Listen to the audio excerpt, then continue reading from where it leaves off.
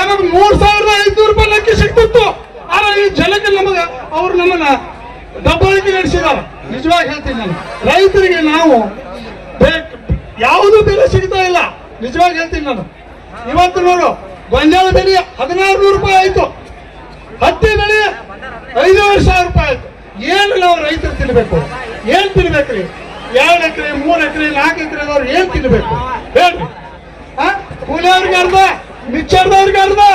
ನಿಜವಾಗಿ ಕರೆ ಹೇಳ್ತೀನಿ ನಾನು.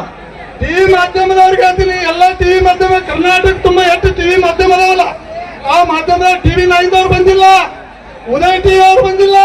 ಬೆಂಗಳೂರು ಸೈಡ್ ಏನಾದ್ರು ಒಂದು ಘಟನೆ ಆಗಿದ್ರೆ ಅಂದ್ರೆ ಎಷ್ಟು ಹೇಳ್ತಾರೆ. ದಯವಿಟ್ಟು ನಮ್ಮ ಇಟ್ಟು ರೈತರ ಸಮೂಹಕ್ಕೆ ಕೂಡಿತೆ. ರೈತರ ಬಗ್ಗೆ ಇಲ್ಲಿವರೆಗೆ ಪೇಪರ್ದಾಗ ಬರುವಂತ ಎಲ್ಲಾದ್ರೂ ನಮ್ಮ ರೈತರ ಬಗ್ಗೆ ಹೇಳ್ಬೇಕಂತ ನಾನು ವಿನಂತಿ ಮಾಡ್ಕೊತೀನಿ. ದಯವಿಟ್ಟು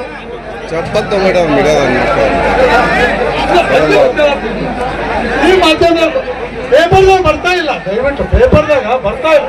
ಹಳ್ಳಿ ಜನ ಕೇಳ್ತಾರೆ, ಹಳ್ಳಿ ಜನ ಪೇಪರ್ದಾಗ ಬರ್ತಾ ಇಲ್ಲ. ಅದಕ್ಕಾಗಿ ಎಲ್ಲರಿಗೂ ಬಂದವರಿಗೂ ಸ್ವಾಗತ ಮಾಡ್ತೀವಿ ದಯವಿಟ್ಟು, ಅಂತ ಮಾಧ್ಯಮದವರಿಗೂ ಸ್ವಾಗತ ಮಾಡ್ತೀವಿ ದಯವಿಟ್ಟು. ಜೈ ಭಾರತ್, ಜೈ ಕರ್ನಾಟಕ, ಜಯ ರೈತ ಸಂಘಕ್ಕೆ ಜಯವಾಗಲಿ, ಹಸಿರು ಸೇನೆಗೆ ಧನ್ಯವಾದಗಳು. ಈಗೆಲ್ಲ ನಮ್ಮ ಪತ್ರಿಕಾ ಮಾಧ್ಯಮದವರು, ಎಲೆಕ್ಟ್ರಿಕಲ್ ಮಾಧ್ಯಮದವರು ಅವರು ಕೂಡ ಬಂದಿದ್ದಾರೆ, ಅವ್ರಿಗೂ ಕೂಡ ಧನ್ಯವಾದಗಳು ಹೇಳುತ್ತಾ ಈಗ ನಮ್ಮ ಮೇಡಮ್ ಅವರು ಮಾತಾಡ್ತಾರೆ. ಒಂದ್ 2 ನಿಮಿಷ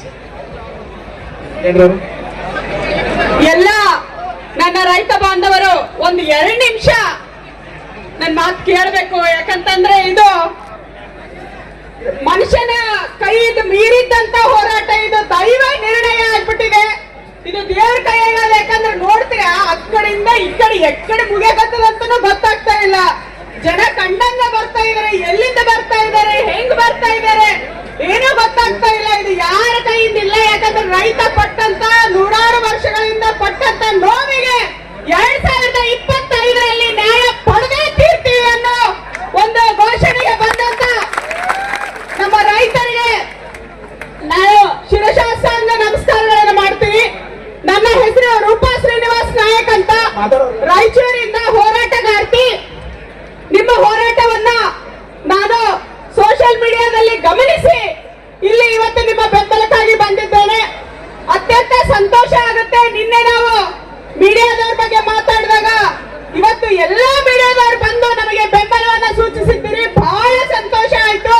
ಯಾಕಂತಂದ್ರೆ ಈಗ ನಮಗೆ ಕೆಲಸ ಮಾಡಲಿಲ್ಲ ಅಂತಂದ್ರೆ, ವಿಧಾನಸೌಧದಲ್ಲಿ ಕೆಲಸ ಮಾಡಲಿಲ್ಲ ಅಂದ್ರೆ ಅವ್ರನ್ನ ಹೋಗಿ ಕಿವಿ ಹಿಂಡಿ ಅಂತವ್ರು ಯಾರಾದ್ರೂ ಇದ್ರೆ ಅದು ನಮ್ಮ ಮಾಧ್ಯಮ ಮಿತ್ರರು. ಅವರು ಕೂಡ ಇವತ್ತು ನಮಗೆ ಸಾಥ್ ಕೊಟ್ಟಿದ್ದಲ್ಲಿ ನಮ್ಮ ರೈತ ಬಾಂಧವರಿಂದ ನಿಮಗೆ ಕೃತಜ್ಞತೆಗಳನ್ನು ತಿಳಿಸ್ತೀವಿ. ಯಾಕೆ ಅಂತಂದ್ರೆ ಪ್ರತಿಯೊಬ್ಬರ ಕೈಯಲ್ಲೂ ಇವಾಗ ಮೊಬೈಲ್ ಇದಾವ್ರಿ. ಅದೇ ನಮಗ್ ಬಾಣ.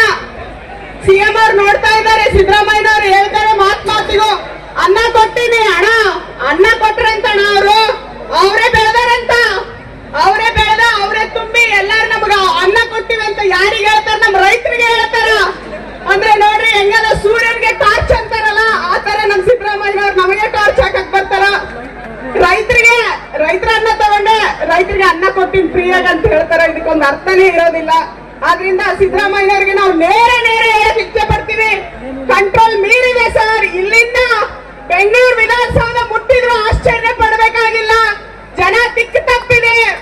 ಜನ ಅಲ್ಲಿನೂ ಕೂಡ ಮುಟ್ಟುವಂತ ಸಂದರ್ಭಗಳು ಎಲ್ಲಾ ಕಾಣಿಸ್ತಾ ಇದಾವೆ. ಯಾಕಂದ್ರೆ ಯಾರ್ ರೊಟ್ಟಿ ತರೋರು, ಯಾರ್ ಹಣ್ಣು ತರೋರು, ಯಾರ್ ರೊಕ್ಕ ಕೊಡೋರು, ಜನ ಬರೋರು ಏನೇನೋ ಇಲ್ಲಿ ಯಾರು ಇವತ್ ಹಿಂಗೆ ಆದ್ರಿ. ಎಲ್ಲಿ ನಮ್ಮ ಅಣ್ಣನ ನಮ್ಮ ಅಪ್ಪನ ಸಿಎಂ ಆತನಲ್ಲ ಅಂದ್ರೆ ನನಗೆ ನನಸಾಗಂಗ್ ಕಾಣಕತ್ತದೆ.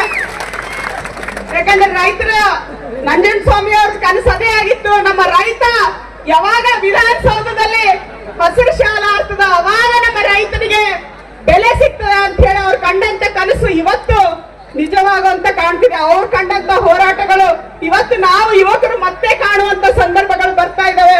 ಆದ್ರಿಂದ ಬಂಧುಗಳೇ, ನೀವೇನ್ ಹಂಚಬೇಡ್ರಿ ಅಂತ ಆ ಪದನೇ ನನಗೆ ಅನ್ನಕ್ಕಾಗಲ್ಲ. ಯಾಕಂದ್ರೆ ನೀವು ಹಂಚಿಲ್ಲ. ಈಗ ಅವ್ರು ಹಂಚಬಾರ್ದು ಅಂತ ಹೇಳ್ಬೇಕು. ಹುಷಾರಾಗಿರ್ರಿ, ನೀವು ಬಹಳ ಹುಷಾರಾಗಿರ್ಬೇಕು, ಬಹಳ ಎಚ್ಚರಿಕೆಯಿಂದ ನಡ್ಕೋಬೇಕು. ಅವರು ಗಡುವು ಕೊಟ್ಟಿದ್ದಾರೆ ಇವತ್ತು. ನಮ್ಮ ಶಶಿಕಾಂತ್ ಬಡಸಲ್ಗೆ ಅಪ್ಪಾಜಿ ಅವ್ರು ಕೊಟ್ರು 5 ಗಂಟೆ, ಲಾಸ್ಟ್ 5 ಗಂಟೆ. 5 ಗಂಟೆ ನಂತರ ಏನ್ ಬರುತ್ತೋ ನಮಗೊತ್ತ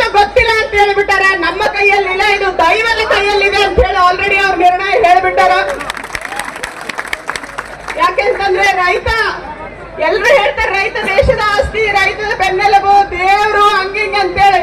ದೇವ್ರು ಸುಮ್ಮ ಕುಂತಿರ್ತದ ಗುಡಿಯಾಗ, ಸಿಟ್ಟು ಬಂತು ಎತ್ತ ಅಂತಂದ್ರೆ ಯಾರ್ಯಾರು ಉಳಿಯಂಗಿಲ್ಲ.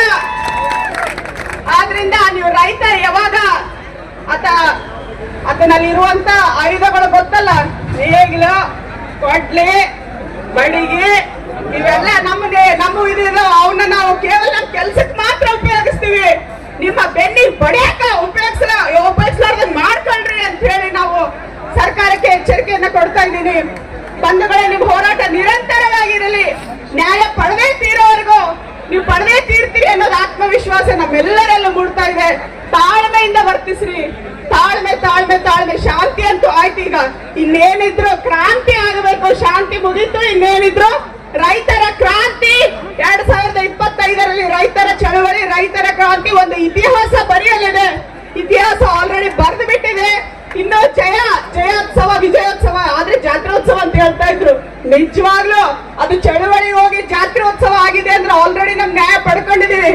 ಬೇರೆ ಕಡೆ ಎಲ್ಲ ನೋಡ್ತಾ ಇದೀರಿಲ್ಲ, ಕಾರ್ಖಾನೆಗೆ ಹೋಗಿ ನುಗ್ಗೋದು ಪರಿಸ್ಥಿತಿ ತರಬೇಡ್ರಿ. ದೇವರಿಗೆ ದೇವರಾಗೋದು ಗೊತ್ತು, ಮಹಾಕಾಲ ಆಗೋದನ್ನ ಗೊತ್ತು ಅನ್ನೋದನ್ನ ನೀವು ಯಾರು ಮರಿಬಾರ್ದು ಅಂತ ಹೇಳಿ ಸರ್ಕಾರಕ್ಕೆ ಎಚ್ಚರಿಕೆ ಕೊಡ್ತಾ, ನಾನು ರೂಪಾ ಶ್ರೀನಿವಾಸ್ ನಾಯಕ್, ನನಗೆ ಈ ಅವಕಾಶವನ್ನು ಮಾಡಿಕೊಟ್ಟಂತ ಸಮಸ್ತ ಅಣ್ಣ ತಮ್ಮಂದ್ರಿಗೂ, ಗುರು ಹಿರಿಯರಿಗೂ, ಅಕ್ಕ ತಂಗಿಯರಿಗೂ ನಮಿಸಿ ನನ್ನ ಮಾತುಗಳು ಮುಗಿಸ್ತಾ ಇದ್ದೀನಿ. ಧನ್ಯವಾದಗಳು.